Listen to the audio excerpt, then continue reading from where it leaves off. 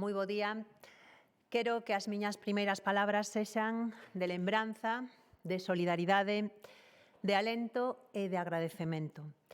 De lembranza para todas e cada unha das persoas que perderon a súa vida polo coronavirus, singularmente as 586 víctimas galegas que estarán sempre no noso corazón, de solidaridade coas súas familias que casi non puideron nin despedirse, palabras de alento a todas as persoas que siguen loitando contra a enfermidade, ben desde as súas casas, hospitais ou residencias, palabras de agradecemento, de infinito agradecemento aos milleiros de persoas que seguen en primeira liña, mesmo arriscando a súa saúde en beneficio de todos e de todas.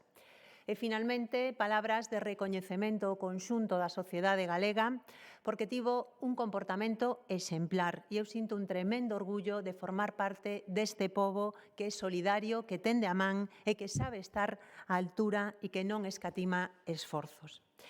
E ese esforzo de todos os galegos e de todas as galegas require que a política tamén estea á súa altura.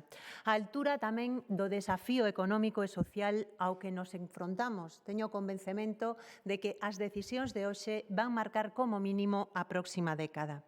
E unha decisión deste calibre require dun gran acordo de país para a reconstrución económica e social de Galiza. E iso é o que ofrecemos desde o BNG, un gran acordo pola reconstrución que ten que fraguarse necesariamente neste Parlamento.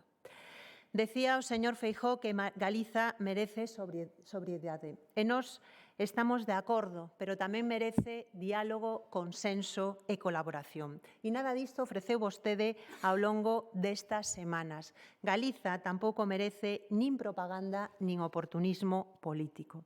E por iso, señor Feijóo, vostede equivocouse, por exemplo, cando despreciou o Parlamento, un desprecio que até podemos cuantificar 24 comparecencias nunha TVG que convertiu nunha especie de aló presidente e dúas comparecencias na sede onde reside a soberanía popular. Equivócase tamén cando non busca o acordo cos grupos parlamentarios e se instala nunha especie de oportunismo político ou de cinismo político. O PP reclama en Madrid un diálogo que logo non practica en Galiza. Tamén se equivocan cando se instala no triunfalismo, nesa falta de autocrítica ou cando se esconde detrás do mando único para non asumir que non se puxo frente en ámbitos importantes. Fagamos, polo tanto, balance nestas semanas de pandemia nos tres ámbitos onde máis afectou a crise, que foi o sanitario, o social e o económico.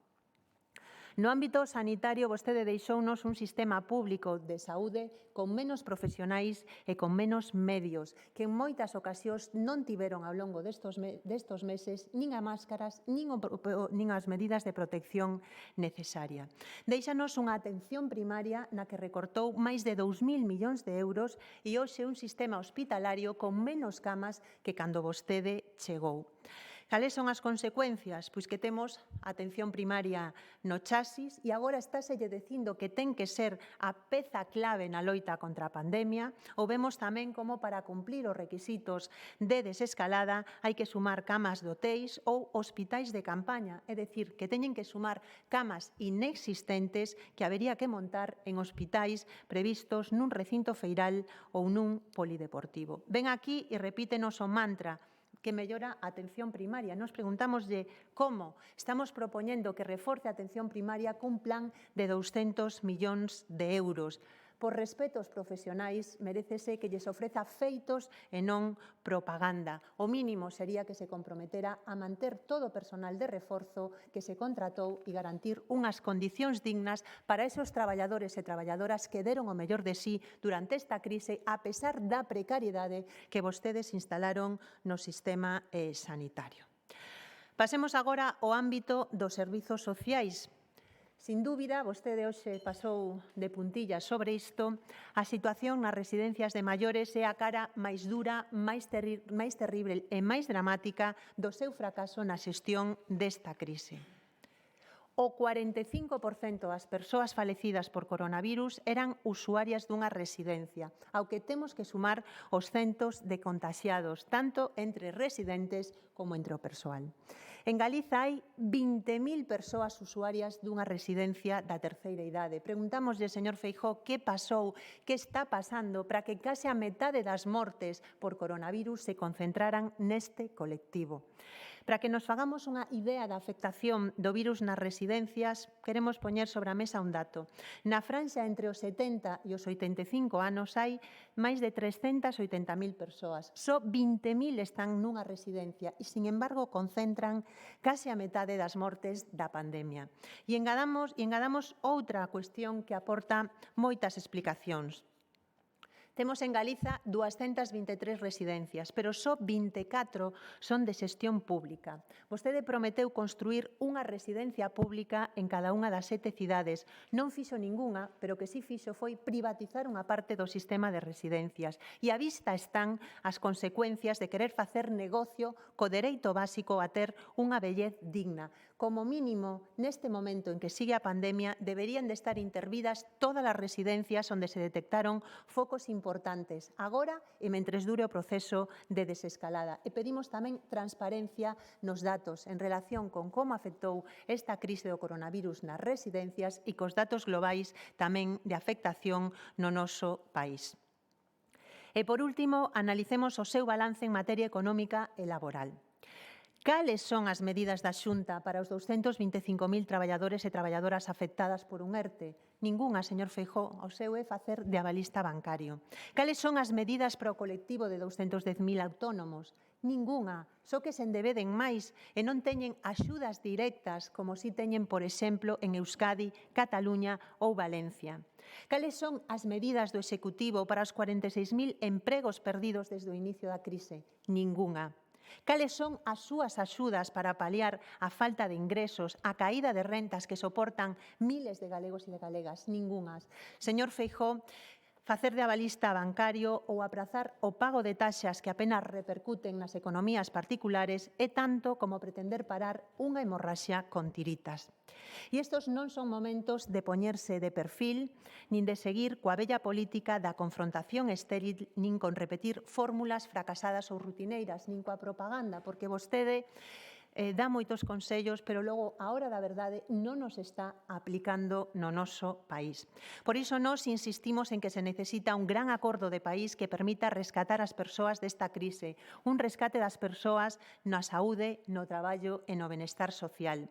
Estas son as prioridades do necesario acordo de país e aí debemos de enfocar todos os recursos disponibles, garantir un sistema sanitario público que coide a saúde das persoas, garantir o traballo ou como mínimo unha renda de inserción laboral para non deixar a ninguén atrás, garantir o dereito das persoas maiores a ter unha vellez digna. E claro que é posible. Vostedes decidiron rescatar a banca en 2009. Nos creemos que en 2020 hai que rescatar as persoas.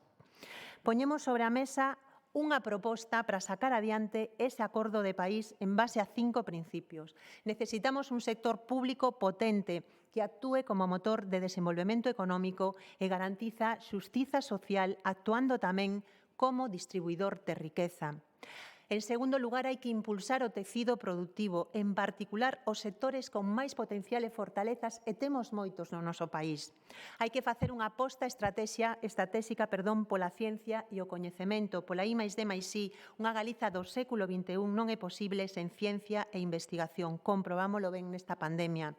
Hai que fortalecer os servizos públicos e, por último, tamén non podemos esquecer que é necesario enfrontar as consecuencias do cambio climático, porque non teremos futuro se non preservamos no noso entorno a biodiversidade. E, finalmente, no ámbito económico, dúas cuestións. Insistimos, hai que adaptar as contas públicas de Galiza a esta situación de crise e utilizar esos recursos para apoiar as consecuencias sanitarias, económicas e sociais. Esos orzamentos preparáronse nun escenario moi diferente do actual. Sabe, señor Feijóo, que vai a contar co apoio do BNG para que Galiza teña todos os fondos que lle correspondan, ben do Estado, ben da Unión Europea. Pero tamén lle pedimos que non faga como até de agora e que deixou, por exemplo, sin gastar 1.000 millóns de euros en políticas de fomento do do emprego. E non quería rematar sin facer referencia a unha cuestión moi importante que ten que ver co plan de desescalada ou o plan de desconfinamento. Nos hai semanas ofrecimos de pactar aquí neste Parlamento un plan galego para adaptar o desconfinamento á nosa realidade, pero vostede nin dialogou, nin o comunicou, nin buscou ningún tipo de acordos. Está claro que todos e todas queremos recuperar a normalidade canto antes, pero é que precipitarse pode facer xustamente que a recuperación da normalidade se faga máis tarde. E non hai atallos e, desde logo, creemos que o importante é ter moita precaución. Vostede propón unha mobilidade total, pero non coñece nin tan siquera cales son os resultados dese estudo de seroprevalencia. Por que fai un estudio de seroprevalencia e logo non espera ter os datos dese estudo para facer propostas dese calibre? E, ademais, cando temos aos propios profesionais advertindo de que quizáis os datos dese estudo non van ser fiables. Nos, desde logo, creemos que hai que recuperar a normalidade canto antes, pero para recuperala, quizáis as presas non son boas conselleiras. Sabemos tamén que tomar medidas axeitadas no desconfinamento é clave. E nos dixemos hai semanas que era importante que o uso de máscaras fora obrigatorio e que, ademais, se fixera un reparto gratuito en toda a poboación. Vostede critica o Estado que non o fai, pero é que nada lle impide facelo en Galiza. Por que non lle garantiza a poboación galega distribución de máscaras e, desde logo, facelas obrigatorias? Estamos de acordo con que se baixe o IVE das máscaras, pero recordamoslle que foi o Partido Popular quen o subiu. E xa remato cunha cuestión. É moi importante o plan de rastrexo do virus e non están facendo ben os deberes. Hai que contratar personal específico para poder desenvolver o labor de rastrexo. Hai que formar a ese personal, hai que elaborar protocolos claros e efectivos para proceder ao illamento das persoas e as condicións en que estas debe desenvolverse. Porque, miren, está moi ben exixirlle aos demais que fagan as cousas, pero nós creo que neste momento que necesitamos é unha xunta que se poña ao frente. Neste momento, a sociedade o que nos está pedindo, e remato, presidente, son certezas e clareza. A sociedade está dándonos unha lección e creo, señor Feijóo, que ou acertamos nas políticas que se toman a día de hoxe ou pagaremos as consecuencias durante moito tempo. Nós agardamos que non siga equivocándose e que retome o diálogo, a colaboración e o acordo neste Parlamento. Moitas grazas.